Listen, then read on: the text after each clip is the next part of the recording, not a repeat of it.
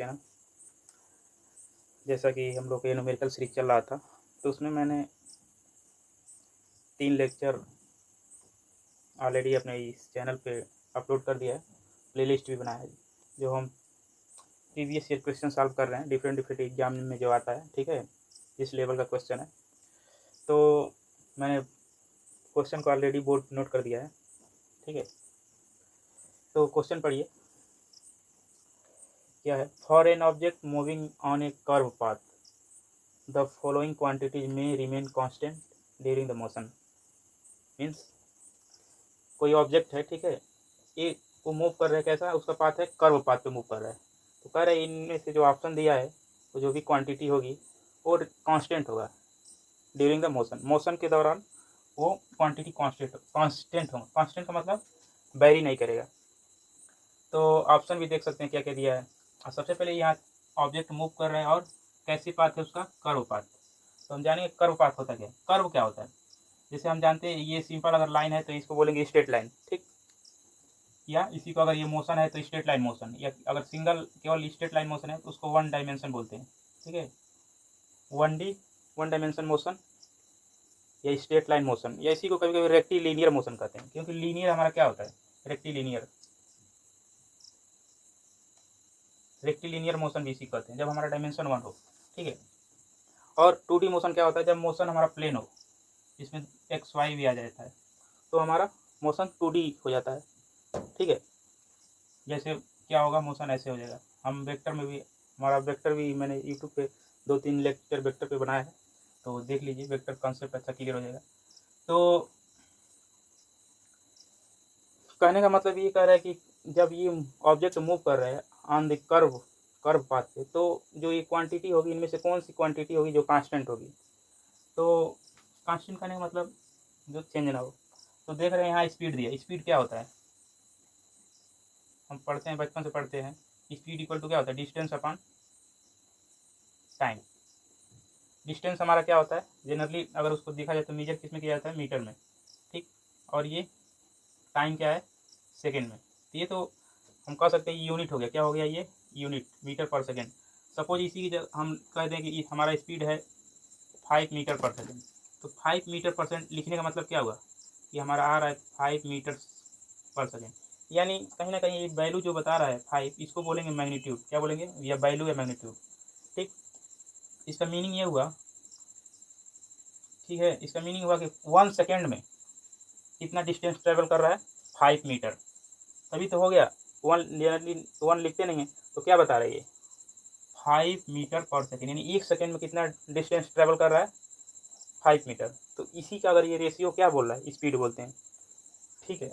अब देखिए वेलोसिटी क्या होता है, ये हमारा कौन सी क्वांटिटी होता है, ये स्केलर होता है। स्केलर क्यों कहते हैं, केवल इसके पास मैग्नीट्यूड है। ये तो हमारा यूनिट होता है, लेकिन इसके पास केवल मैग्नीट्यूड है, केवल वैल्यू है।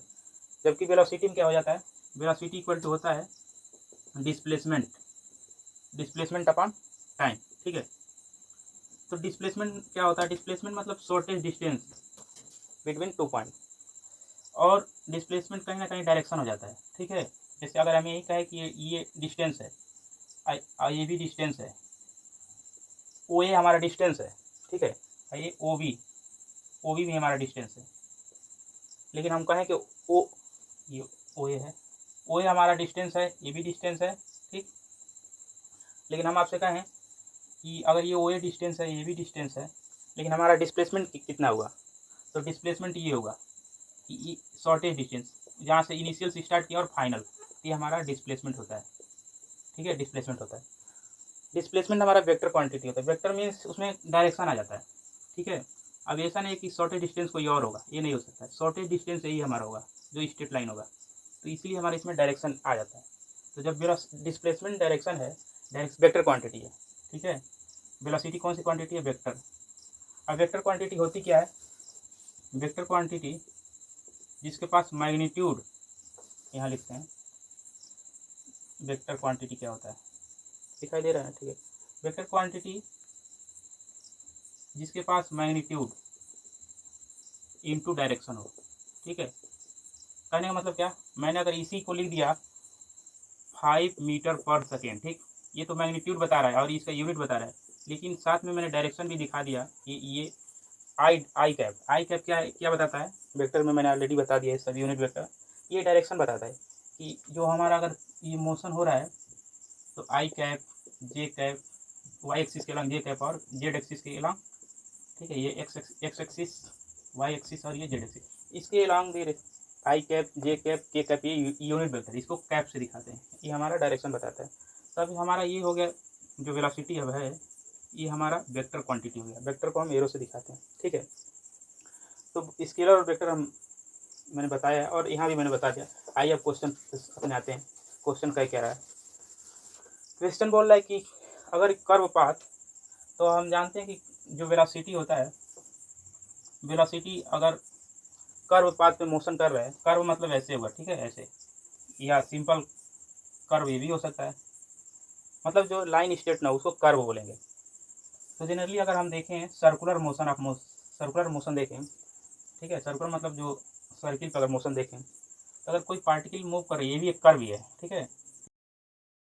तो अगर देखिए इसकी वेलोसिटी का डायरेक्शन हमेशा बदल रहा है। देखिए अगर ये पार्टिकल मूव करते करते यहाँ आई तो डायरेक्शन यहाँ हो, डायरेक्शन कैसे बताते हैं हम कि अगर उस पॉइंट का हमको डायरेक्शन बताना है तो एक टेंजेंट हम लाइन खींचते हैं जो इस लाइन से टच करे, इस पॉइंट से टच करे।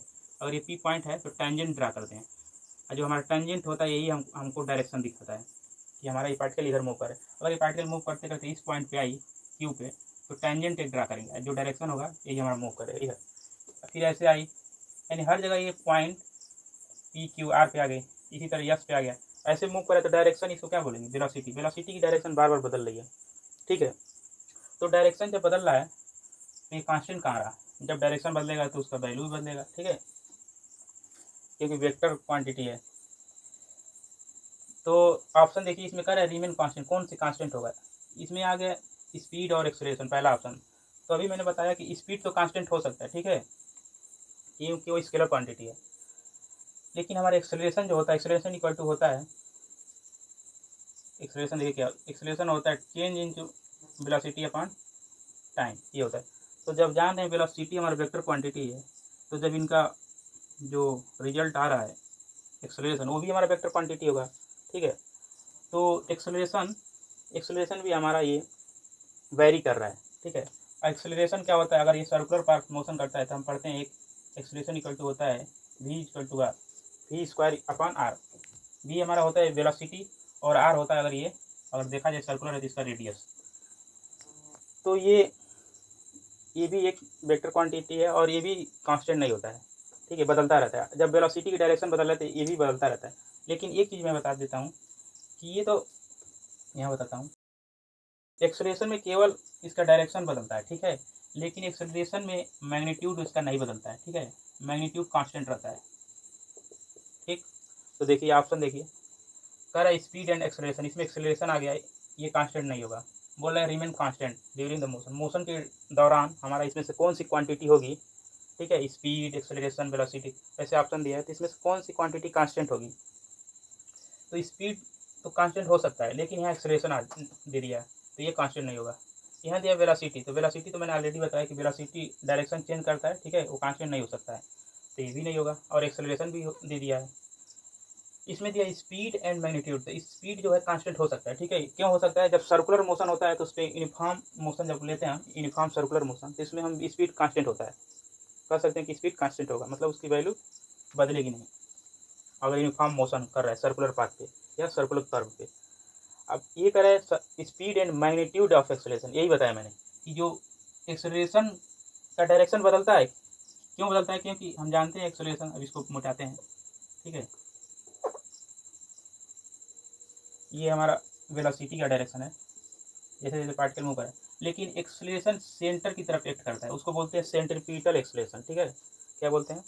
इसको मिटाते हैं। एक्सेलरेशन वर्क करता है जब भी सर्कुलर मोशन होता है या curve curve along the circular motion होता है, तो एक एक्सेलरेशन वर्क करता है सेंट्रीपिटल एक्सेलरेशन, ठीक है। इसकी वैल्यू होती है वी स्क्वायर अपॉन आर, ठीक है। वी क्या है? हमारा वेलोसिटी है, V square upon R, R क्या है? उस सर्कुलर शेप का रेडियस है। तो ये किधर लाई करता है? इधर, ये हमारा एक एक्सेलरेशन का ये डायरेक्शन है, ठीक है। जब सर्कुलर, तो देख रहे हैं डायरेक्शन तो बदल रहा है एक्सेलरेशन का, बट इसकी जो मैग्नीट्यूड होता है ये कांस्टेंट होता है। तो यहाँ बोल रहा है स्पीड कांस्टेंट होता है, ठीक है, सर्कुलर मोशन के दौरान, और मैग्नीट्यूड भी हमारा एक्सेलरेशन का मैग्नीट्यूड कांस्टेंट होता है। यहाँ दिया है स्पीड एंड वेलोसिटी, तो वेलोसिटी चेंज होता है, ये नहीं होगा, तो हमारा ऑप्शन होगा सी इज राइट आंसर, ठीक है, यही हमारा राइट आंसर होगा, क्योंकि बोल रहा है कि इसमें कौन सी क्वांटिटी होगी जो कर्व पाथ के अलग मूव कर रही है, ठीक है, उसका पाथ क्या है, कर्व है, तो वो रिमेन कांस्टेंट होगा मोशन के दौरान।